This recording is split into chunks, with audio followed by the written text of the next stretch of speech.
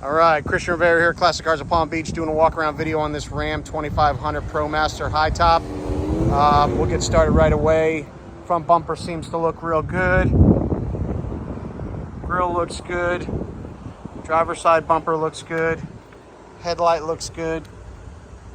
Second headlight looks real good. No chips, no stars, no bursts, no cracks in the glass. Tires look to be really good. I'm going to call the front tires at about 80% and the rears at about 70%. No major scratches, dents, or dings down the driver's side.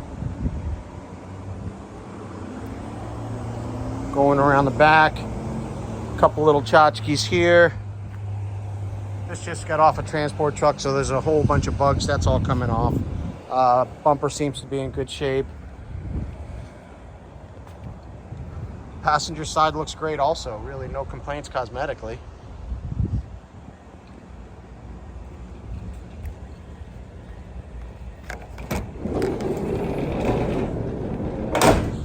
Wow, this is really clean.